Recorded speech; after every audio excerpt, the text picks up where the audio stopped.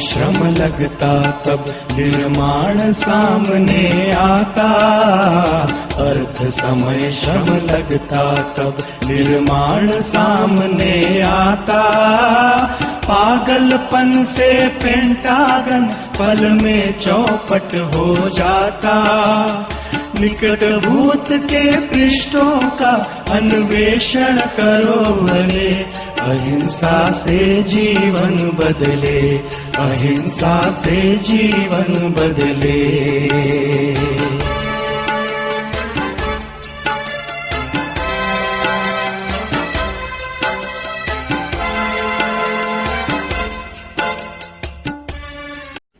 कौशिके पाद संस्पृशि निर्विशेष मनस्काय श्री वीरस्वामिने नमः।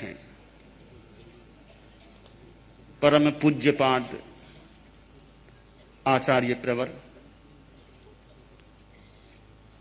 चतुर्विध धर्म संघ बंधुओं बहनों, मर्यादा महोत्सव का त्रिदिवसीय कार्यक्रम का शुभारंभ हुआ।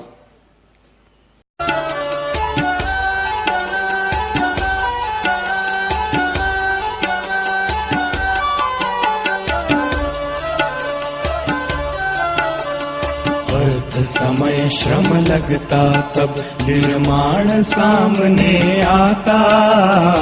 अर्थ समय श्रम लगता तब निर्माण सामने आता। पागलपन से पेंटागन पल में चौपट हो जाता। निकट भूत के पृष्ठों का अन्वेषण करो अरे, अहिंसा से जीवन बदले, अहिंसा से जीवन बदले।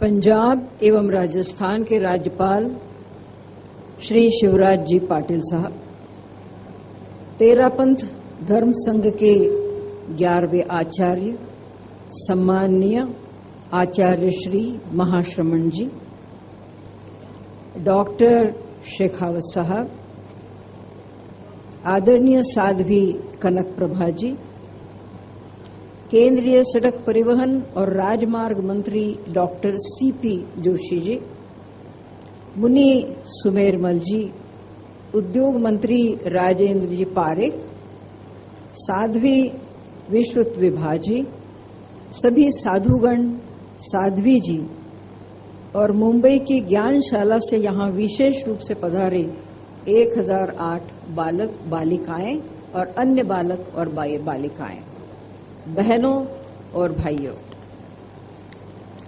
आज मुझे आपके बीच में आकर प्रसन्नता हो रही है।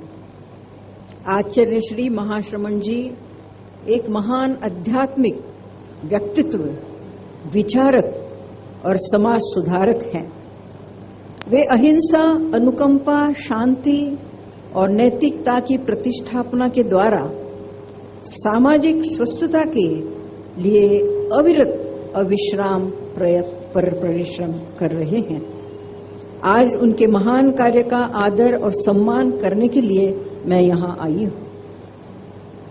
उन्हें आशीर्वाद देने का हक तो नहीं रखती हूँ, लेकिन शुभकामनाएं मैं जरूर दे सकती हूँ।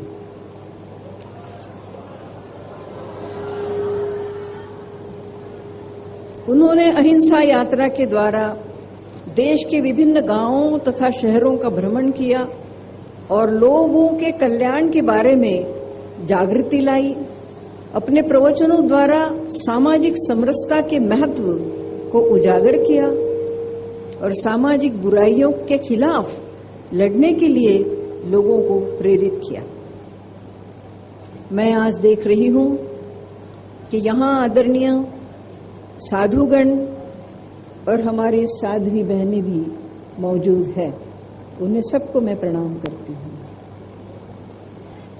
और बड़ी संख्या में आज भी हमारे देश में जब हम एक तरफ भ्रष्टाचार का वातावरण देख रहे हैं, दूसरी तरफ आध्यात्मिकता को लेकर समाज में जागरूकता लाने वाली ये महान हस्तियां भी कायम है, मैं समझती हूं कि ये देश के लिए बहुत सौभाग्य की बात है कि आप अपने खड़तर तपश्चर्या, कठिन व्रत और कठिन जीवन का आदर्श लोगों को रखते हुए, सामने रखते हुए आप इस महानता आपने प्राप्त की है और लोगों को आदर्श जीवन जीने का, चरित्र निर्माण का आप काम कर रहे हैं।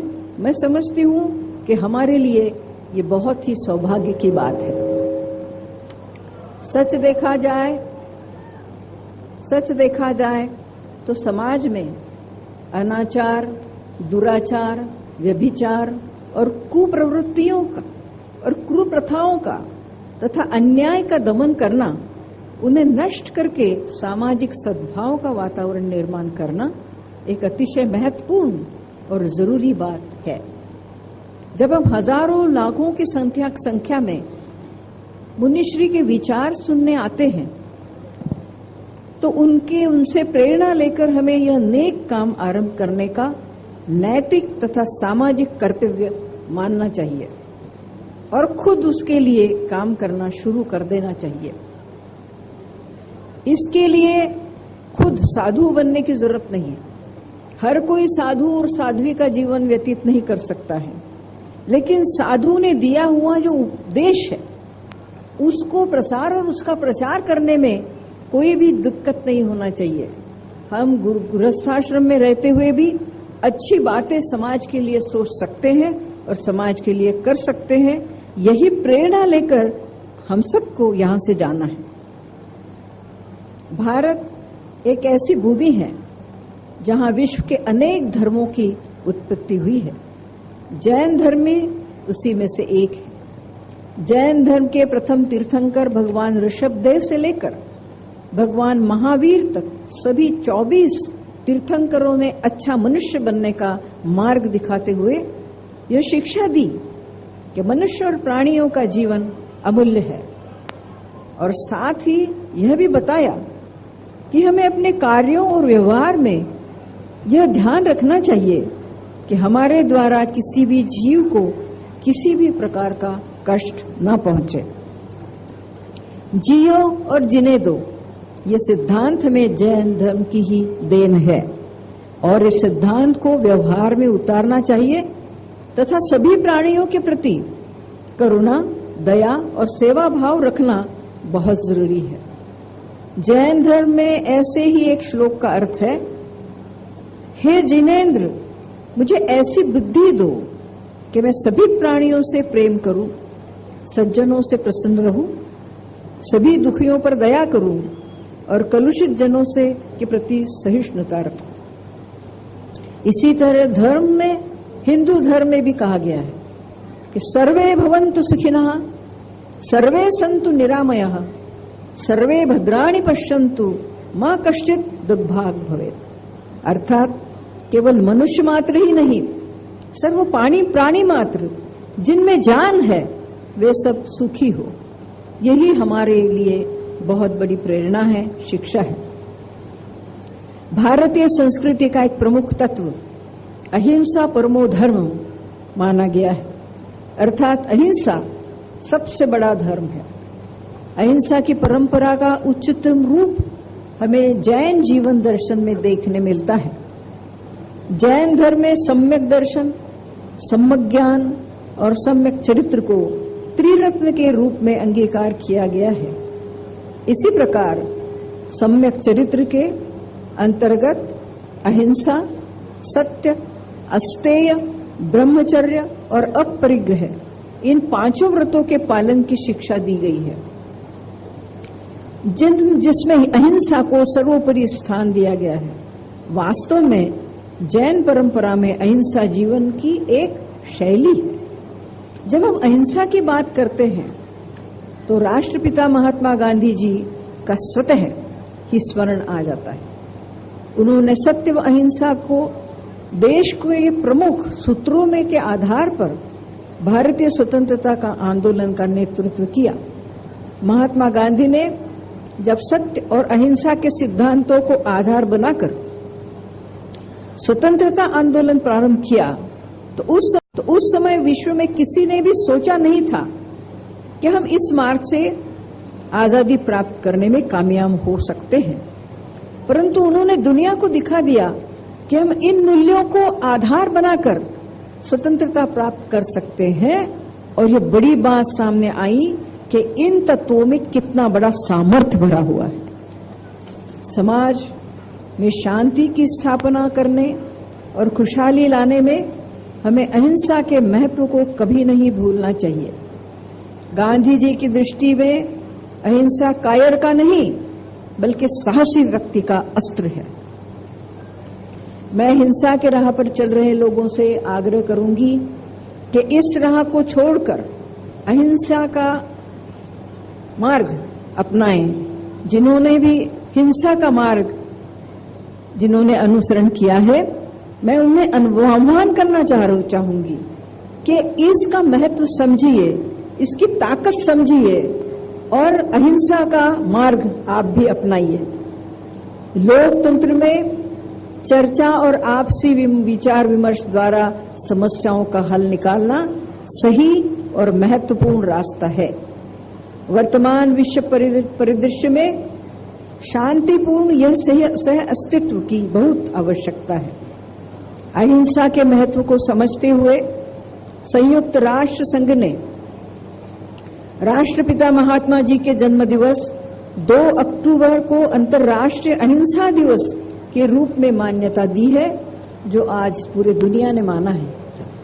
हमें समाज में जो गरीबी, अज्ञान और सामाजिक कुरीतियां हैं, उनको भी उखाड़ के फेंकना है।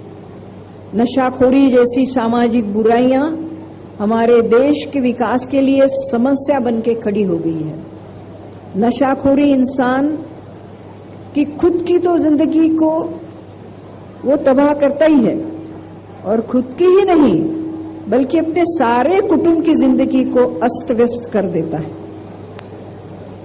ये कहा जाता है कि इंसान पहले दारू पीता है, गुटखा खाता है और फिर वह दारू उसको पी जाती है और गुटखा उसको खा जाता है।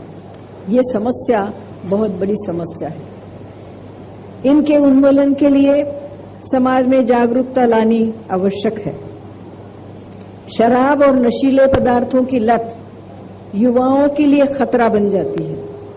उससे व्यक्तियों, परिवारों और समाज पर बुरे पड़ने वाले असर में भी उससे भी मैं बहुत चिंतित हूं। इसके दुष्प्रभावों के बारे में जागरूकता लानी होगी और इसके लिए साधु संतों को ही नहीं मगर हम सबको मिलके सामाजिक बुराइयों को समाप्त करने की चुनौती का सामना करना पड़ेगा। और सामाजिक जो नजरिया है, मानसिकता है, उसमें बदलाव लाना पड़ेगा। मुझे ये जानकर विशेष प्रसन्नता हुई कि महोत्सव में समाज के सर्वांगीण विकास के लिए विभिन्न कार्यक्रम आयोजित किए जा रहे हैं, जिसमें व्यसन मुक्ति अभियान चलाकर इन सामाजिक बुराइयों को दूर करने का प्रयास भी शामिल है और राष्ट्रीय चारित्र्य निर्माण का काम हो रहा है। ये बहुत बड़ी बात है। नशाखोरी के साथ साथ बालिका भ्रूण हत्या जैसे निंदनीय कार्य भी समाज के लिए बहुत बड़ी समस्या है। बालिका भ्रूण हत्या हिंसा का एक विभत्स रूप है। इसकी रोकथाम के लिए तत्काल कदम उठाने जाने चाहिए। बालिका एक बोझ है जैसी मानसिकता वास्तव में क्यों आई? दहेज के कारण तथा समाज में लड़की के पिता का शादी ब्याह में दोयम दर्जा उसको दिया जाता है, इसके कारण भी ये मानसिकता पैदा हुई है।